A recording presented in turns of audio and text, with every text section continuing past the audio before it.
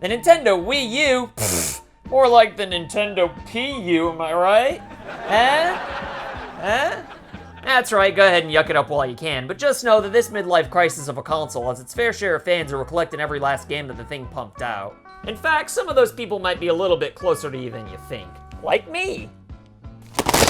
So if that makes you feel sad, angry, confused, horny, happy, or any other extreme emotions, then keep on watching and allow me, the world's most average-sized man, CameronAllOneWord, to tell you why anybody in their right minds would collect for the Wii U. And yes, I am somehow the world's most average-sized man. Like, literally right in the middle. It's crazy, I know.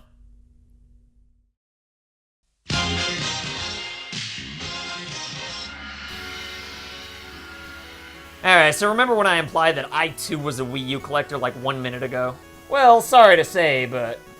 I lied. Well, okay, not really. You already saw the games I have, but only half of me was telling the truth. You see, I still got a Wii U with a decent amount of games, and my plan is to not sell any of them at any point in time, as long as the prices don't skyrocket out of nowhere someday anyway. You know, I'm also not the type of person who's actively trying to get every last game in the library or anything like that either, which is why I sold Devil's Third.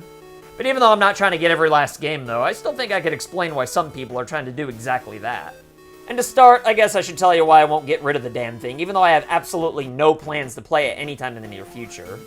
You see, the main reason I'm keeping my Wii U is because of all the years worth of save data and virtual console titles from the original Wii that I transferred over in 2013. I mean, if nothing else, the Wii U is a pretty good way to play Wii games on HD TVs, although I could totally understand preferring to use the original Wii to play GameCube games.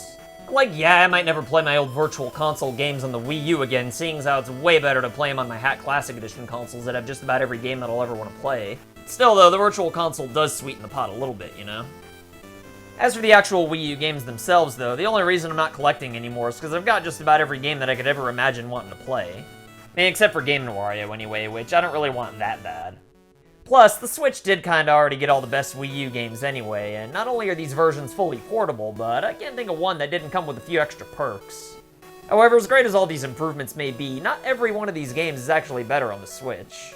For example, the Wonderful 101 not only runs worse on the Switch, but it also just kinda works better with the gamepad, and the same could be said for a lot of other games as well.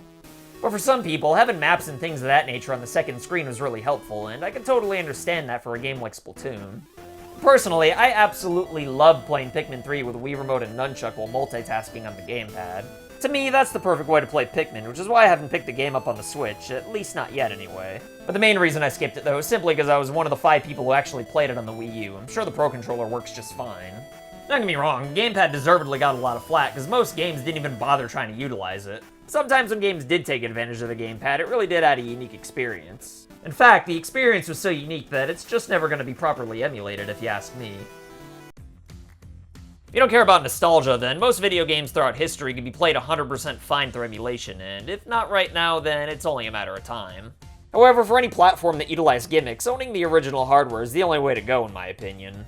So if you want to have the option to play games that were specifically made to take advantage of the Wii U's gamepad when you're like 80 years old, which I'm sure is what most of the modern collectors for this console have in mind, then quite frankly, you're going to want to get a hold of a Wii U now while they're still relatively cheap, because it's only a matter of time before the prices skyrocket.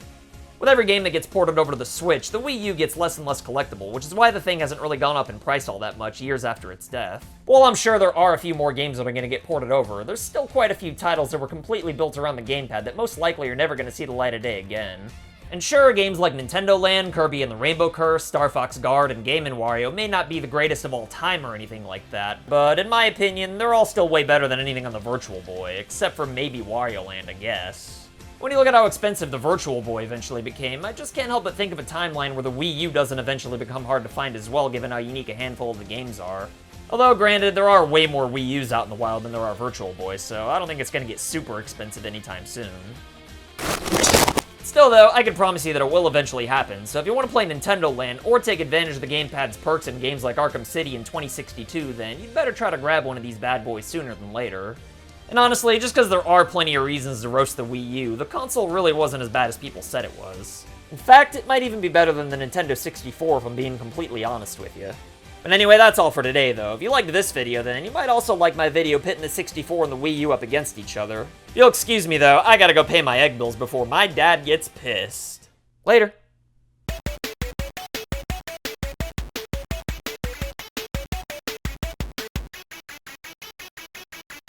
So I want to say thank you to your loyalty. Thank you for your support.